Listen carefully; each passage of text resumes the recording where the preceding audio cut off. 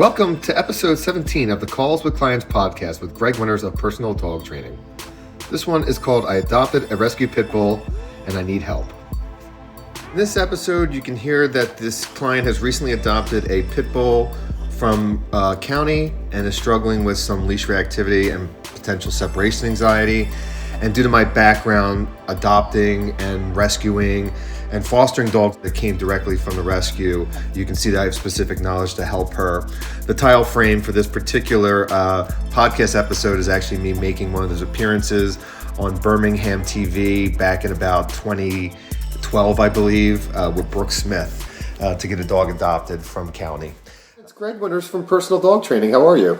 Good. How are you doing? Good. I guess you have time to talk? Yep. No, we're good. Yep. Okay. How'd you hear about me? Actually saw you on a Facebook post. Somebody had recommended. Oh, cool. And what's the dog's name? Her name's Karma. Karma. Perfect. And she's 2 years old, you said. She's a Pitbull. Yep. From the shelter. How long have you had her now? Let's see, about a week and a half now. Okay. And you're saying you mentioned things like separation anxiety, nipping, and leash reactivity. But I'd rather have you just tell me in your own words what you're experiencing, and then we'll talk through how I can help you and what the process looks like a little bit. Yeah, well, I think, I don't even know if it was mentioned on one of your posts or if I saw it someplace else, but they call it like a Velcro dog, where she's just following me everywhere because she's not, not secure enough and knowing that this is home and she's okay. So real quick, it's always interesting terms and where they come from.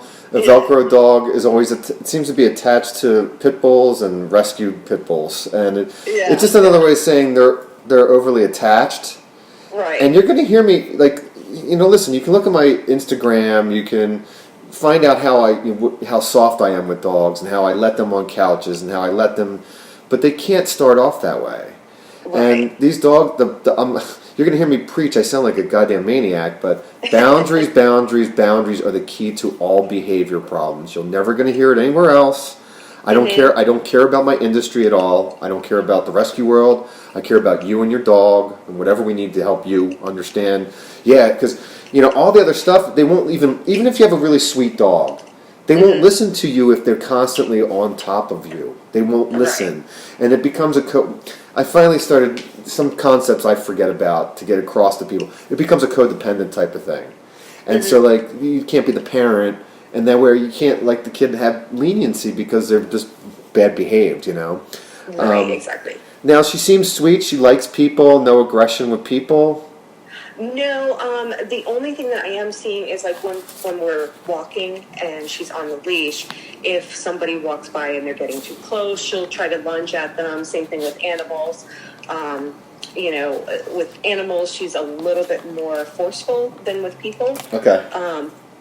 But, I am seeing that, and I'm trying to correct the behavior, just... Okay, is it like a lunge to jump on them, a lunge to bite, a lunge to just, I'm excited to go touch them? No, in terms of people, it's more excitement. Okay. In terms of animals, I don't really know yet, because I haven't let her close enough. So animals, you're talking non-dogs, birds, squirrels, cats type of thing? Birds and cats mostly, but in terms of other dogs in the neighborhood, she is kind of lunging at them. Okay. Again, her tail's wagging, but I'm not seeing aggressive tendencies, but again, I'm not letting her get close enough. Yeah, and you're describing, again, it's like, I'm very consistent. I built a learning site because I've been doing this 15 years, and I came from other professions, and 15 years ago, I very quickly realized that they hadn't figured it all out. If that makes sense. My industry still hasn't figured it all out. So I just started, because my background was as an artist. My whole life I studied art and music. I realized I had to create some new things and leave a lot of stuff behind. And so, when you hear about, they want to constantly... We had to talk through this really quick so I can just clear the air. Yeah, sit, stay, coming down aren't going to help you. They're really not... they're not behavior or social development tools. We can show you come and stuff like that really quick. And the whole positive reinforcement jibber-jabble nonsense, that is a multi-billion-dollar corporation thing. Yeah. It is, okay? It doesn't help dogs either. It actually leads to a lot of problems. So we had to leave that all behind, and luckily I built the resource, this learning site, and the things I'm going to teach you, because correct, leash reactivity. You're describing it, but I can condense it for us all. 4 reasons it's happening. You don't have specialized handling skills that I'm going to give you. That's one reason it happens. The second is, your dog could be prey driven. He wants to hunt and chase things. I have a solution for it. It's not just correcting for it. It's learning to walk past it. But then one of my commands, behavioral commands, is to play tug and fetch a certain way. So you direct all that hunting drive towards a toy that you control, and you call the dog off of everything else permanently. Right? Okay. So I have a system for this, dealing with that. So that's the second reason a dog can be leash reactive. Third, I deal with people, I jump all over them, I love people so much, I have no boundaries, and it's always excited. I see a person, I have to go run over and jump all over them. So that becomes a socialization issue with people, right? Right. And so I'll show you how to not only, again, walk past and re-expose properly, but we have to get at the underlying causes, which is boundaries and relaxation techniques, which are some of the commands I'm going to teach you.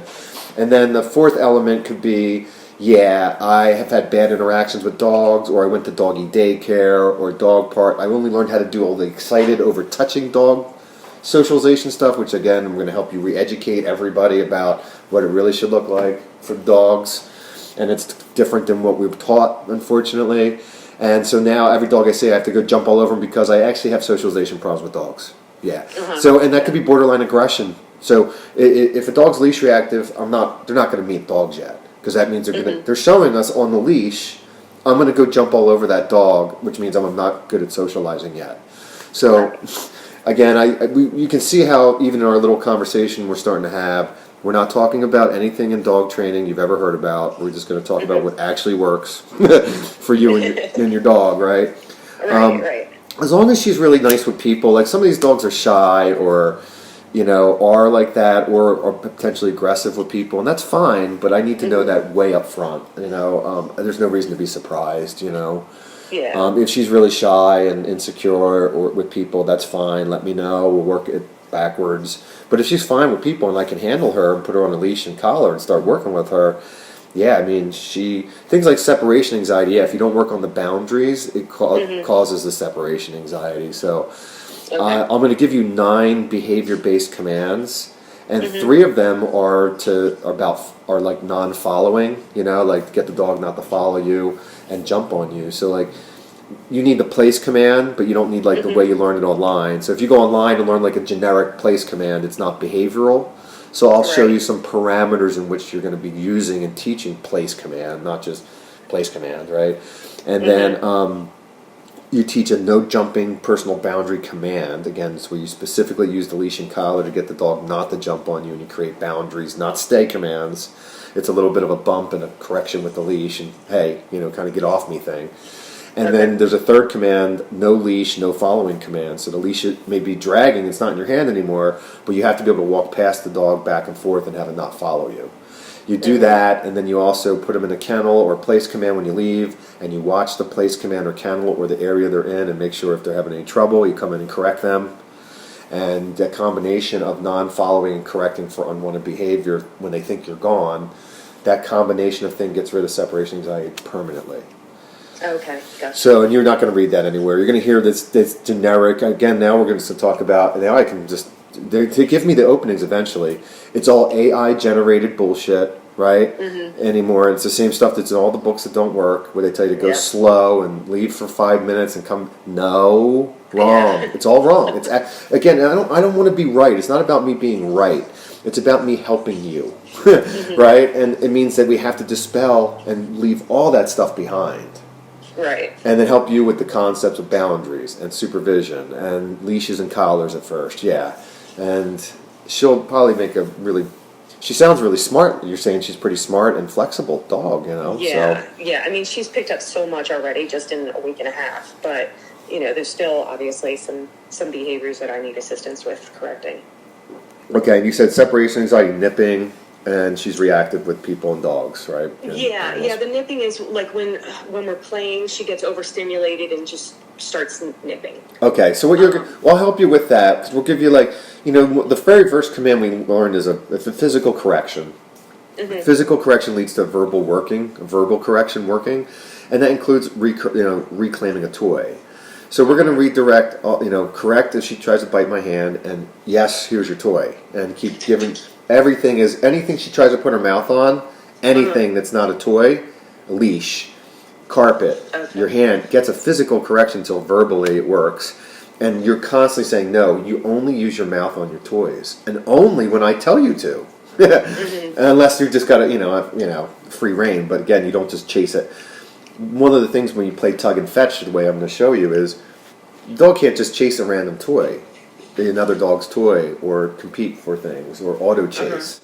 So you'll have elements of reclaiming and non-auto chasing, and letting the dog know when it can and can't have the toy. We customize everything for your dog. If your dog ever needs to come and learn with us, it's $150 a day. It's like a board and train type of scenario, but it's in a home. Everything's done in a home environment. So I come to you, we do it in your home.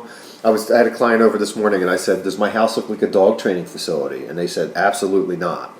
I take a lot of pride that there's no dog training facility here. It's a house, and I train dogs out of it. Even if your dog came and stay with them, they stay in a kennel when I'm not here, and I have an extra dog bed or two in the house, and other than that, you wouldn't notice it's a dog training place, right? Okay. And that's the difference. That's what I've been doing from the beginning of my career. Is I started my career by fostering dogs, sight unseen, from the rescue and bringing them on TV. Oh, okay. So 15 years ago, I started my career I didn't even own a dog.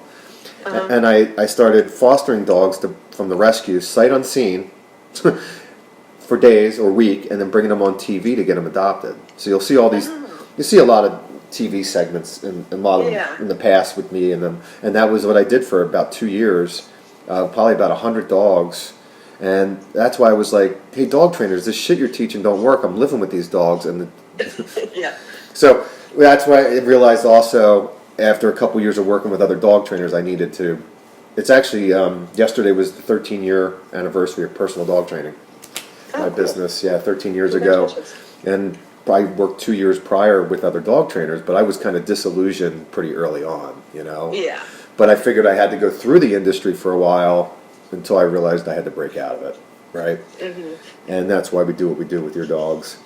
You let me know if you have any other questions. I'm always happy to answer any questions you have. We could talk in more detail if you need to. If not, we can look at schedules.